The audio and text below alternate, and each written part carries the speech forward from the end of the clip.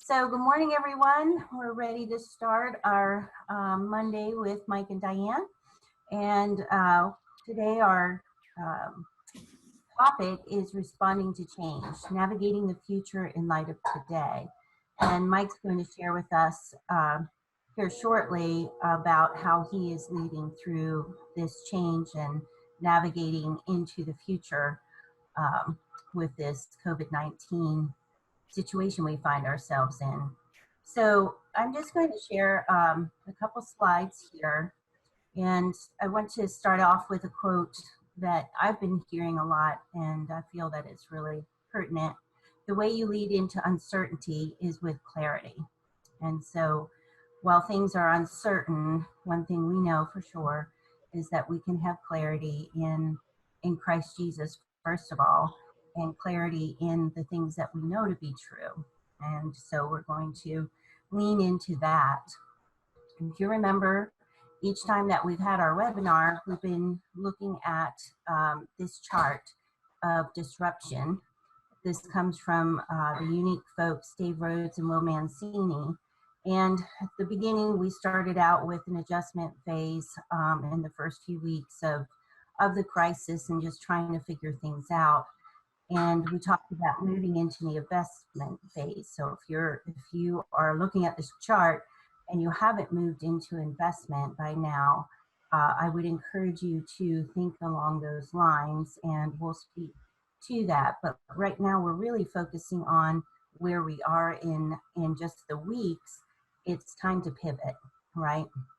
It's time, if you haven't already, to pivot from investment to engagement. Engagement to your congregation, engagement in the community, with the situation in terms of where we're going from here. So that's what Mike is going to address today in terms of his context and helping you to see how to move in that regard towards engagement. So we can show this chart back up later, but I'm going to stop sharing so that we can see and talk to each other a little bit more clearly. It's a lot more fun to look at a face than looking at a screen. So, all right, Mike, it's all yours. All right, so I'm going to start by saying I don't necessarily have answers for where we're going to be in the next week, month, or couple months, year even. What I want to share with you today is basically my way of processing. There's lots of ways to process through this. I don't think there's a right or wrong way to process. I'm just going to share with you some ways that I'm processing for our church. How do we strategically plan? How do we respond? Planfully respond to what's going to be happening in the future. And so I'm just kind of walking through my thought process, and if you know me a little bit, or my people that at the church know me, knows my thoughts are kind of squirrelish at times, and so I might jump from here to there, but that's kind of how I process, and I don't really expect you to do it my way necessarily. I just hope that you have at least one idea walking out of this that be like, all right, that was worth some of my time. And I wanted to start really theologically in a way of looking at how God created us. So in the beginning, God created. And so one of the very first characteristics that God reveals about himself is that he is a creator kind of God, that he creates beautiful things. Later on, it says that we are created in his image. We are created to be like him, to reflect him. And so by implication, if you're a math person, A equals B, therefore B equals C, which means this, that we are created to create. That there's part of us that works with material and makes something new out of it. And so what I'm trying to say is that in this season that we're in, we need to be very creative. We need to be thinking inside the box, outside the box, and that's kind of where I'm at right now as a church, as a leader, is how do I process? How do I think creatively in this season to meet the needs and just the changes and the pivots of our society and our culture and the needs of our community, and so how do we think creatively? So let me change it a little bit. I think we've been playing a lot of defense, and rightfully so. We've had to react, and reaction is always tough, because we make quick changes. And I think we might be in a season now where we can stop necessarily reacting and hopefully start being a little bit more proactive, playing less defense, and maybe moving more to the offensive side of things. And so how do we move to the offensive side of the next, I'd love to give time periods. I wish I had time periods to plan this out. I don't necessarily have time periods, but I'm gonna show you something. I'm gonna share my screen here.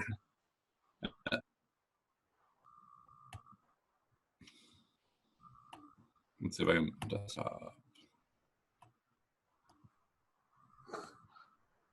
all right. Hopefully that's showing up. So this is what Trump came out with. I don't know if it's last week or 2 weeks ago, about the 3 phases that we're kind of going to have to walk through as a culture and as a society. And this is going to look differently in Pennsylvania and North Carolina and New York. And so, and actually it's 4 phases. I don't know why it's 3, but to me it sounds like 4. Phase 0, which is the phase that we're in now, which is basically isolation, lockdown. I don't know how you describe it, but basically no contact with people. And we are doing what we're doing now as a church inside the parameters that the state has set up for us. And so what I know is in New York, that is not going to change before May 15th. We are in phase 0, as in the ministry that we can do right now is in those parameters. And I know it's a little different in Pennsylvania and North Carolina. I was talking to Antoine, and they have a lot more freedom to engage than we have. They really do not want us to have contact with anybody. And so we have to keep our distance from things and be very careful in how we interact with anyone, including our neighbors. And so we're watching that very carefully and trying to do ministry in the midst of that phase 0. But at some point, and again, we don't have timelines, and this might be different by state.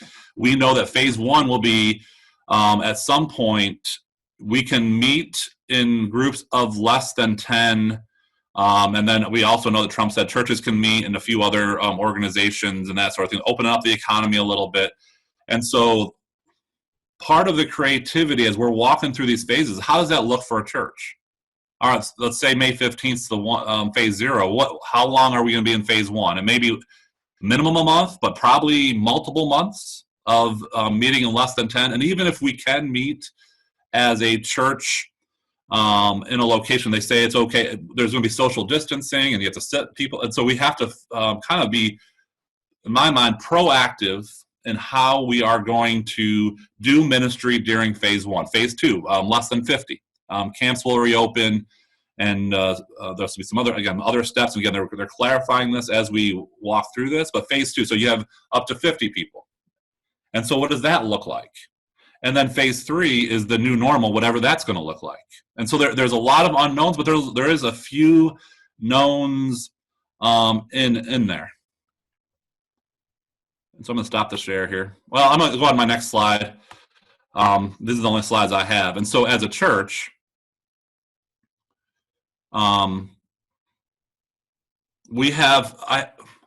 as a church, I was starting to break down, okay, what do we need to focus on over the next season of our church to really do ministry biblically, theologically, and also to meet the struggles and the places that we're, again, it may be different for you, but these are the focus. These are the things we're constantly talking about as a church. Sometimes we'll pull one out and say, all right, what are we going to do right here? Or we may talk about 2 or 3 of them, but here are the 7 things that I've been kind of working on, and our leadership team's been working on. Number 1 is worship experiences. We've talked a lot, I think, about that as a Eastern region, pivoting to online, but that's beyond worship experience or beyond that. It's like, what messages do I share? Do I share more, don't be fearful? Do we share more missional? How do we communicate to our people what they need to hear right now to prepare them for what God has for them to do? And so we are prayerfully considering what does this experience need to look like? What are our worship times, even online? Okay, so we got the way we're doing it. How do we message? How do we teach Scripture in a way that we're preparing our people for what is going to come? And so that's one of our questions. Number 2 is, how are we going to grow our people? we don't stop growing them during the season and try to survive it. I think part of the creativity side of this is we still want to grow our people. We are called to go make disciples. And so how are we going to do that? We have the worship experience, yes, but are there other ways to grow them? And so I'm just giving you ideas that you need to come up with your own creative ways to do it, because I think each culture, each community, each church is going to be different. But we've tried to encourage our people to read through John, and so we're having once a week videos, and we're having some online reading plans there, some questions that go with it. We have some Zoom calls, and you might have your own way to disciple, but how are you going to grow your people? That's one of the questions we're asking. We're going to continually to help our people grow, maybe even a more creative way during the season. The third area is care. How do we connect and care for people during the season? And in the season of disconnection, this was actually one of the top ones, and still is one of the top ones, to make sure that we're caring and connecting people in our church, because they feel disconnected. And so, again, you have to think creatively and maybe outside the box a little bit, but also inside the parameters that you have. And so what does that look like? So some people talk about phone calls. Our small groups are still meeting through Facebook or through Zoom. We also have this thing called Fun Friday. Part of the thing that we believe as a church, one of the things that we are focused on, is helping our people laugh together and play together. And so trying to come up with online ways we can do that. We did carpool karaoke, so they did a song and danced to that. We've done trivia nights online. But that's the connection part. But there's also the care part of that, of how do we systematically care for people, make sure that they are being seen and known. The fourth one is, how do we serve our community? And again, you're looking at the 4 phases. Phase 0 may be different than phase 2. And so how are we going to be walking through those 4 phases and how we serve and impact our community? And so again, I'm just giving you ideas. We actually have heard a lot of great things in the Eastern region and beyond of what people are doing and pivoting in all these areas. But for us, we are doing the face masks. We're trying to encourage people to donate computers to a local, the Transformation Center, which is kind of connected to us, so that they can individually help students as they walk through school. And we're probably going to have a project a week or every 2 weeks of how we serve our community. Then eventually, as we get out of phase 0 to maybe phase 1 or 2, we'll be going more into the community to help meet needs as best we can. So but the part of strategic planning is knowing what's coming and trying to prepare for it. And so we're asking out like 3 months. How do we get ready for what the needs are going to be then? How do we serve our community? We're also working with a food bank to see what they need. And so we're calling our government workers, our town of Big Flats supervisors, seeing what they need, and just trying to make sure we are ahead of the curve on the needs so that we can meet them as they pivot. We're also, and I know many of you have this as a benevolence fund, we're also pushing our benevolence fund, we call it Make a Difference offering, and even though our giving is down, we feel like we should be pivoting toward preparing for some resources where we can give out to our people and the people in our community who have needs. And so we're asking our people, and we also believe that God blesses those who are generous. And so we want to communicate that to our church family, that we're stepping out in this, that we may not have the money on the budget side, but we believe that God will provide. And so we're going to start this MAD offering, Make a Difference offering, if you want to take part in that. I'm going to come back to number 5. Number 6 is communication. Again, we're asking the question, how do we communicate better, and what do we need to communicate? What are our avenues of communication? And it's going to be different for every church. I have a weekly email that goes out. I have Sunday morning. I have Facebook. We have a few other social media things. And so how are we going to use that and not overuse one of them? And then what do we need to communicate in those things that are the most important? And so we're trying to make sure that our communication is clear, concise, and also not overdone, not using one medium over too much. But how do we communicate those previous 5 things and maybe other things as they come up, so that our people know what's happening in our church and what's happening in our community, and so we can best communicate with them. I just think this is what I've said. Most problems in the church, as I look back on my leadership, have been communication problems, not theological problems. And so I'm trying to hit the communication in an organized and planned way, a systematic way, so that I can cut off the problems later on. Now, that's still a struggle because it doesn't matter. And maybe you feel this way too. You communicate things 6 times and they still don't hear. Like, I don't know about that. I can't control that, but I can make sure that I communicate it as best as I can, and make sure the important things are communicated as best as we can. Number 7 there is celebrations. I put this on for me because I am a climb the next mountain person. And so I have to remember that people need to breathe and people need to celebrate and people need to slow down and see the good in what's happening. And so that's part of the communication, and also the other 5 areas. What are we celebrating at the church? Where we celebrate in the Eastern region? Because we need to be a people of celebration because we serve an incredible God and he does incredible things. And the more stories we can tell, the more the other pieces come out of that. So if we celebrate a discipleship thing, how a small group is continuing to meet, we're celebrating that. It makes other small groups want to continue to meet. If we celebrate someone who's caring for somebody, and then we also see that kind of multiplied there.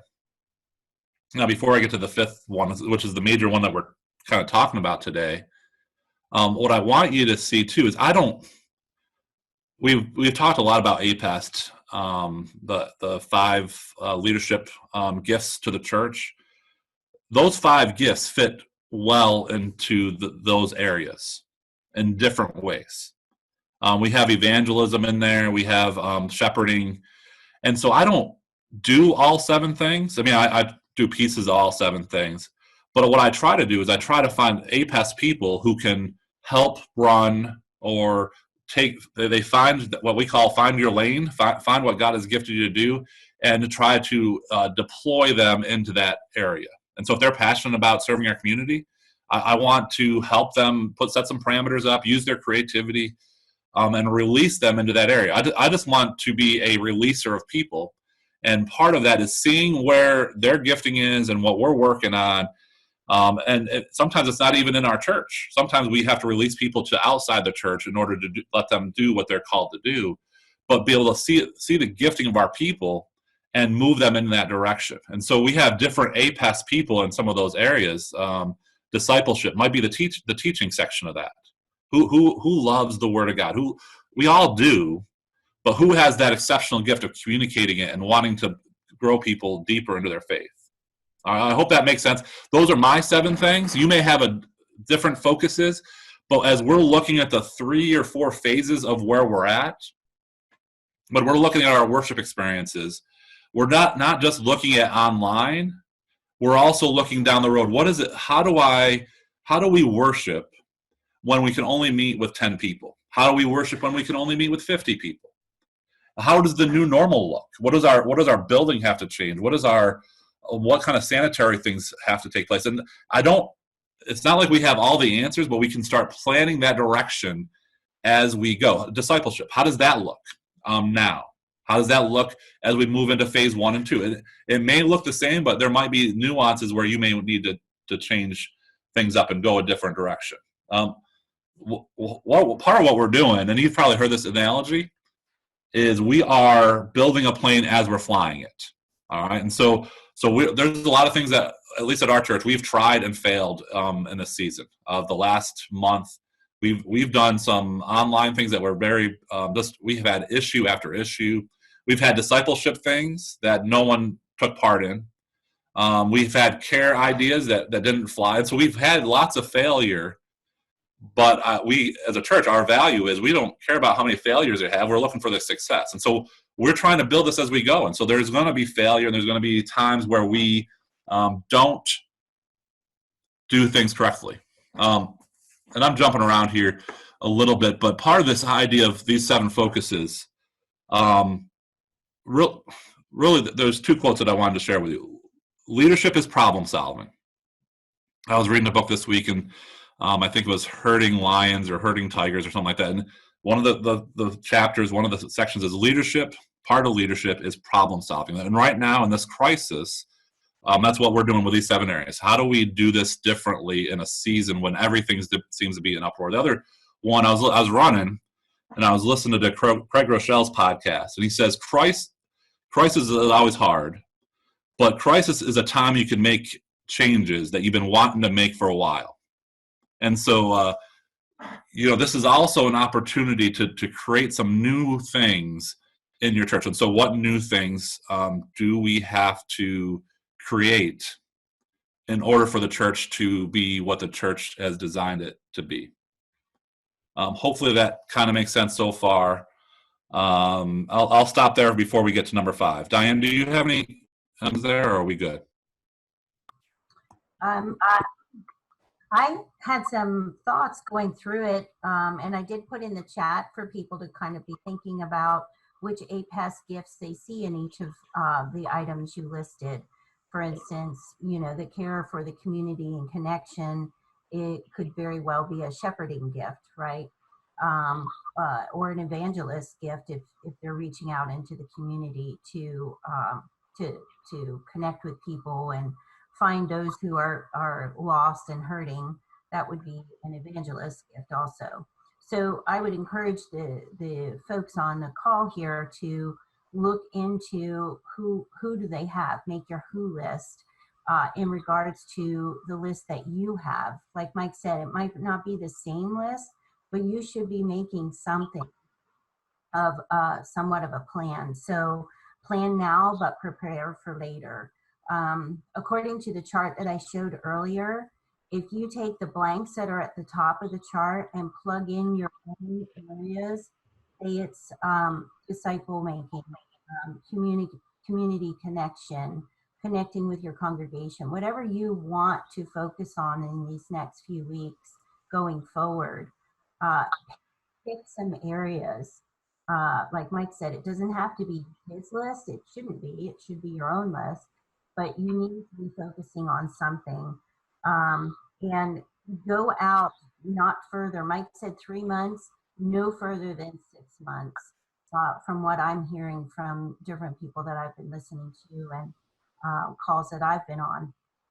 6 months, we can't really go beyond that. But right now, 3 months seems more reasonable, I think. So put a time frame to it of how far out you think you can plan, but it's going to also be week to week. So it's week to week, but go out as far as possibly 3 months. What does it look like 3 months from now? So those are kind of the thoughts that I had from what you said. Oh, and the other thing that I did hear is that closure is really critical. We aren't having closure in this time frame right now, and that can be very disconcerting and unsettling and can cause a lot of anxiety. So whatever you do have, Mike said about celebrations, really important for people to have closure and to celebrate maybe the end of something, or just that we did something like the karaoke in the car and celebrate that, share a story or two. But whatever you do, don't leave people hanging out there without closure, especially now. So that's just a little bit I'll share from sort of a counseling point of view. People need closure. So wherever you can have it and place it to start and finish, start and celebrate is really, really critical for people right now. Okay, back to you, Mike. All right. So number 5, the 4 stages that we're walking through. Now what we're doing as a church is saying, okay, what do we look like? Or what changes do we need to make in order to walk through? Because we're not going to go right back to normal. We're not going to be entering into a church service of 50 or 100 or 250 for all. Again, you said 3 to 6 months of planning ahead. We don't know. We're looking more at light switches on or off than we are looking at time frames. And so when that switch is flipped, we're saying, all right, we're going to phase 1. What changes do we need to have ready so that we're ready to go into that phase? And so here are some things that we're I'm looking at from the Nehemiah perspective. All right, so Nehemiah had a problem. He had an issue. He heard about his city, Jerusalem. It's in chaos. And so we need to walk through this similar to Nehemiah in some ways. Number 1, prayerfully. All right, we need God's. We're walking through a minefield. And we cannot do it. I can't do it on my own. I can't strategically plan. how to deal with that, because I don't know what it's going to look like, but God does. And so I need his direction. I need his wisdom. So we prayerfully are looking ahead, saying, all right, God, I want to partner with you. I want to seek you in this moment to help me walk through this. That's what Nehemiah, and he does it in tears. He does it in fasting. He does it as a community even. And so then he takes, I would say he takes almost like a SWOT analysis. I don't know if you've heard of that before, but a SWOT analysis is strengths is the S, weaknesses is the W, opportunities is the O, and threats is the T. And so he starts taking almost a list of, okay, what do I have? All right, so this is how we usually deal with issues. We look at why we can't do something. We look at what we don't have. I mean, you look at the history of the Bible. That's every time that God wanted to do something, it was always people coming back saying, I don't have, I can't. And God is the God. God is the God of saying, you have enough. You know, again, I know you guys are very theologically sound, so I don't need to teach you, but the loaves and the fish, we don't have enough. What do you have in your hand? And that's what we need to take survey of, because they didn't think what they had in their hand was enough.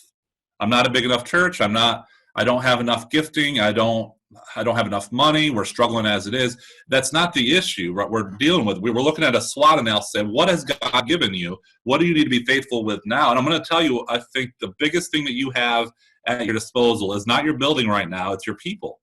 And so you have to take analysis of your people that you have, the gifting that they have, and the passions that they have, and maybe you need to fan into flame the gift that is in them to help them become what God has designed them to be. This is what I had in my head. We're not trying to use people. We're trying to deploy people onto their mission for what God has for them. So what people do you have? What assets? What giftings do they have? What are they already doing well that you can kind of fan into flame a little bit? And so we're taking that strengths. What are your strengths as a church? Maybe you're strong at relationship. Maybe you're strong at going to the senior centers. Maybe you're strong at food distribution. I don't know what have you been good at in the past, and how do you fan that into flame? And you might need to pivot it. You might need to change direction with it, but keep using that too to do what God has called you to do 3 months from now, 6 months from now. And so you're taking that kind of survey of what do you have. The other thing that we're taking thought to is what are the needs of our community in this time. All right, so or 3 months down the road, we're looking out and saying, all right, what are the needs going to be? And it's hard to fathom. We know three things we know. I think will be economic needs. There'll be people who've lost jobs, people who are struggling financially. So there'll be businesses that may struggle, organizations that we have previously supported in your community may be struggling. Pregnancy resource centers and food distribution places, other churches. And so is there places there that God is speaking to us about that we need to be ready for to serve and help out so that they can do what God has called them to do? So there'll be economic needs. There'll be mental health needs. I would probably say this is going to be the greatest struggle of our ministry, is meeting those mental health needs. And I'm not talking about we don't need to become counselors, or we don't need our people to become counselors necessarily, but we do need to figure out in this next season phase 1, phase 2, and phase 3, how do we start engaging people to start meeting some of those mental health needs? And what we can provide is relationship in some way. This is inside the church and outside the church. Mental health issues have a lot, again, I'm not an expert in that necessarily, but I do believe that some of it can be traced back to relationship. And if we can start providing some relationship that they need, that could be a springboard for the needs that they have that are far deeper, just by helping our people become in relationship with those in your community and in your church. And people are going to be hungry I'm pretty sure people are hungry for a relationship now, and they're going to be hungry for a relationship in 3 months. And so those are not just the needs of our community, those are also the opportunities that we have to be the church in our community. But that's in the O category too. I hope this makes sense. So how do we start thinking through with those parameters? We have parameters by the state. The state set up some parameters for us. So Pennsylvania has some parameters. New York has some parameters. And so we have some guardrails that we need to stay in. And so where do if you look at concentric circles, where do the deep needs of our community and our church and the state guidelines, where do we have a middle ground that we can do something of impact? So let me just walk through where we're leading as a church, and you may lead someplace differently as we're looking at the next 3 to 6 months. We are probably looking at some sort of micro church direction coming out of this. We'll still do online and still provide that, but we believe Acts 2:42 through 47, that people met together, they ate together, they devoted themselves to God's word, that because of the parameters of phase 1 and phase 2, our church can't meet like we did. And yet we need to be the church not just in a worship experience, we need to be the church in relationship. And so how do we, and what I see is, what is a possibility is that this small group meeting in a house, and we've started to brainstorm ideas as a church, as a leadership team, of what that's going to look like, is a way to help meet economic needs in that group because they can care for each other. The hunger for relationship will be met by that small area, and the mental needs, you're leading people into relationships. So the needs that we have are being met, some of them, and also we're releasing people to be deployed. And also, I think it could be an outreach to people in your communities who are hungry for a relationship too. And so what we want to do is, at least initially, again, this is an experiment, all right? We have never done this, and that's why I think the Dan Brindley thing coming up on Tuesday, I believe, is going to be critical for churches as we walk through season 2 and 3 and all these phases. Maybe there'll be something we can pick up on. And so I would encourage you, because he's more of an expert on this than what I can talk about, but I'm just brainstorming with you where I'm going, and I need to be there on that Tuesday. Tuesday? Is it Tuesday? Diane? Monday? It's next week. What day? Do you know what day? I believe it's the following Tuesday. All right. So someplace around there you go. Colleen says Dan Brindley, Tuesday, April 28th. But I think there's some value. And so what we want to do is we want to provide the message. I'll do the online thing. We'll shorten it to about a half hour, maybe with one song before, one song after. And we'll still do the rest of the services online. And then we're going to encourage people when we can release them to do it, not before. I don't want to be stepping out of the boundaries that we have, but to invite some people over, do a meal together, watch the message, and then have a few questions that they can ask, and then just do some relationship together and help each other grow. And the rough estimate of what it is, we have a lot more down on paper, but that's what we're leaning toward. And my prayer is that in that pivot, that's not going to be a phase 1, phase 2, phase 3. That could be a lifelong thing of our church that God may have pivoted us to, that we can do both and, kind of like what Dan Brindley is doing in Jersey. And so that is what we are trying to think down the road of how do we. I don't want to be reactive. I don't want to be getting there and be the switches turn and we're like, oh, let's brainstorm now. We're trying to create a plan in all of those 7 areas, and again, looking to the future. How do we reach out as well? But again, even in that micro church concept, if each group had a mission, we have multiplied mission, and they get to pick the mission. And so there's a lot of positive possibilities that open up. Again, I'm just looking at, we can't do the normal what we did before, because it's just not going to happen. It could be a year. It's so hard. I don't know. Maybe you guys have better feel for where we're going to be 3 to 6 months from, but it can be a very long time from what, depending on the article you read. So I don't want to give up meeting together just because we can't do it the old way for a long period of time. I want to get us back into relationship as fast as we can, because it's in relationship that we grow. And so we are just kind of talking about that, especially that over the next couple of weeks. Last week, 2 weeks ago, last week in our leadership meetings, and probably over the next 2 or 3 weeks, because now we need to. we need a plan for how that's going to look. How do we develop people? Do you see it? We can't just flip the switch and say, "Oh, we're going to do those churches, those micro things." We have to prepare our people for that. We have to communicate our way through it. We have to explain why. We have to raise up leaders. We have to invest in our leaders. We have to give them as many resources to help them succeed in it, and then celebrate them in the midst of that. And so we can't just get there and be like, all right, now we're going to do it. Right? We're actually behind the curve already because we don't know when phase 1, phase 2, but we're going that direction now.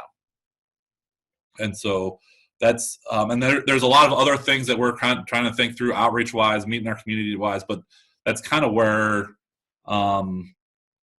we are brainstorming and strategically planning right now. And so I'm gonna leave it. Why don't I end there? And because you guys may have some ideas as you're looking at the parameters. What other parameters are you seeing? Maybe you see something different than I do, and I'd love to be able to hear whether through the chat. Well, I guess that's the only way we can do that. Of how what parameters are you seeing? What as you're looking out 3-6 months? What needs that you're seeing? And let's kind of just. Do you mind just sharing a little bit about what that could look like as you're looking into it? Or questions, or comments.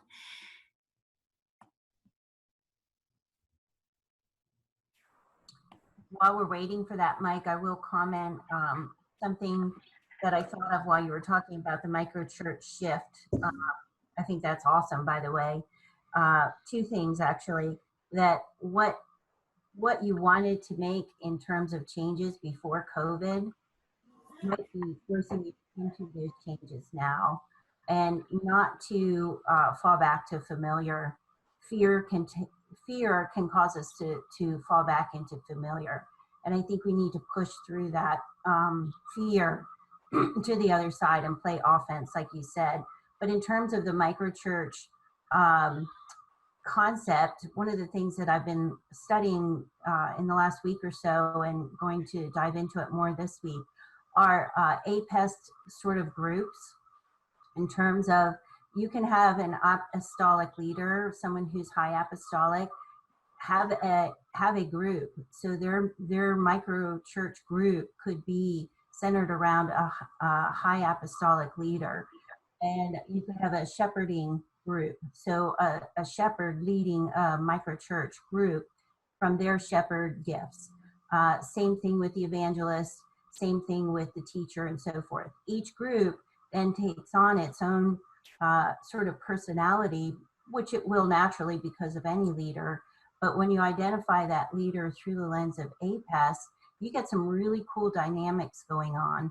And then, like you said, the mission of each microchurch emerges because of the makeup of that group and who those people bring into that group. So just wanted to add that in to you and those listening, that's a really dynamic way to look at forming groups, is through the lens of APEST, and who you put into leadership there for those groups could really help to drive forward what that group could look like missionally.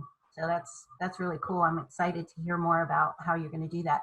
And the fact that you started with why, I encourage everybody to start there. Start with why you need to stay in relationship, drive the need for the groups and the microchurch. Think small, because people relate better in small. We know that, you've got to shift from large group worship to small anyway. And this is forcing that to happen. You can be very intentional about it now. It doesn't have to be reactive. So those are my 2 cents. Here we have something in the chat. Okay, so from Nick, worship that includes meals, community involvement, and an expectation that church family is maturing in faith and owning their responsibilities to live into their giftedness, more of an Acts model, community being church community. So, yeah, want to respond to that, Mike? Well, there's lots there. I would say the meals. The table is a beautiful picture in Scripture, and as I've even leaned more in the last couple of years of looking at how God has set up community in the Old Testament to the New Testament, how centered the table was, how centered the meal, the corporate meal, whether it's Passover or the festivals, or the Last Supper, or in Acts, the eating together. There is relationship that is formed over a meal, and how we always kind of joke about churches and their church suppers, but there's a theologically reason why that we love to eat together, because it's relational. And I think in worship setting, in a small atmosphere like that, the table can be such a center, because even someone who is not familiar with the church, who is seeking, or if they enter the table, if they come and eat, there's the walls come down. You know what I mean? Like there's just sitting around talking, laughing, does something even to a person who is anti-God, that may be like, okay, this is relational. And I just think the table is a big part, at least for us, in our DNA, and as we're moving forward. I think the table is a central fact. It's not just an add-on. It's centered because I think it's theologically sound from Scripture that it is important for people to eat together, because it's a deeper relational thing. The other side of that, I don't know. Keystone habits. I don't know who talked about Keystone habits. I don't know if it was Craig Rochelle or Andy Stanley, but just a side note: Keystone habits are habits that you do that have deep ramifications in all sorts of different areas. Like working out. Working out is a keystone habit because it affects you emotionally, spiritually. It clears your mind. It affects all. The table is a keystone habit because you eat better, and your relationships are deeper. And I love the idea that it's a keystone habit. It affects in so many different areas. And I think the table for me in that small house church setting, because it's different in a large church, 25 to 50 to 100 setting. It's still good, and we still need to do it. But man, that 5, 10, 15, 20, it's just a beautiful picture. Fred says these are things we have been thinking about and had no way forward with it. Now we have something to consider. So again, understand this is trial and error for almost all of us. And so this is true of me. Like we can fail. All right. And it's okay to experiment and try things. And I would even frame it that way, to your people. Like, we're going to try something. This is going to be you can give me your feedback. We're going to do it for a season. It doesn't feel like a whole long change, but it feels like a short change. And they may fall in love. Like, change is tough anyway, but they may fall in love with it after they've tried it, because it's an experiment. And then if you don't like it, you can get rid of it without a problem. So. Yeah. So we have something from Dennis. And Jerry says, thank you. This is very helpful as we move forward. And Dennis says this meal is what our microchurches miss the most right now. So Dennis, if you don't know, is currently in this model. And so he says they're looking for a way that they can meet together and still meet the social distancing rules. So do you want to speak to that, Mike? Not on the social, just not in phase 0. I think I don't know. Again, I don't know Pennsylvania as much as New York, but phase 1, I think they're ready. They are quickly ready to move. You know what I mean? Like, they're already positioned to maneuver into phase 1 without any real blockage or anything. So I would see it more like when we get that light switch, they're ready to go. Do you have anything to add to that, Diane? No, I think they're smart to say that, in terms of they're ready to go. So the rest of us who aren't quite there, Dennis has been doing this for a while. Dennis, you might put in the chat how long you guys have been meeting pre-COVID. But I would say those of you who are maybe not quite there, now's the time to get ready, right? Look for people who are willing, when we get that light switch to go, the message from the government to say go, then you should be ready to go. Don't wait, like Mike said, for that time and then scramble to get ready. Get your people thinking about it now. Give some messaging. Find some leaders who are willing to do that and are hungry for relationships. you can identify easily with the fivefold survey your different folks. So if you want to survey your group, give them the fivefoldsurvey.com free APES survey, and you can start identifying different giftings there, and formulate your groups around that, or not. However you want to start looking in terms of the grouping structure, just start. Right, just start somewhere so that you are ready to go. Again, Dan Brindley, I would really encourage all of us to check that out at least, because there'll be some things that we can add, tips. Again, pick up one thing, but I'm really expecting that to really help us in this maneuvering down the road. The other thing I was thinking with Dennis is that this is an opportunity for to cast vision for your micro church of outreach. All right, because there's going to be a hunger for relationship. And so this might be the time to multiply it, possibly. Again, another pivot. Who do you have that can lead another one in there? Because I think there's going to be I just think there'll be a hunger for relationship all over our communities. And that's the one thing that the church, we don't need a lot of resources to provide. We need to step into it. So how do we equip people to do that? And then start training them now, one-on-one online, so that whoever you have as a leader can be ready to go. Yeah, good point. And with coaching. Yeah, your people are your greatest resource. Those are your resources, right? And your resources, and they may be just waiting for the opportunity. So it's connecting with your people to give them, sort of the vision of what's to come and how they can be a part of it. Can be very empowering, especially at this time where they may be feeling lost and alone at home, but give them a mission, and boy, they're ready to go. So I think that's great. And Dennis responded that they've been in their microchurch model for 3 years, coming up on 3 years now. But Mike's point is great. 3 years is awesome. You got a lot of solid relationship building under your belt with that group. And so now what's the pivot? What is God asking you to look for in this next season coming up, and being ready for that? So good point. Dennis, do you mind putting your email address in if anyone wants to talk to you about your micro church and how you plan it out? That way, you can just be a resource to anyone. Is there? Obviously, you've been doing this longer than I think anyone in our region, or pretty close to it. So, do you mind putting your email address in there? And then, if people want to contact you, get some ideas from you, you got another great resource that he can be. Any questions or anything else?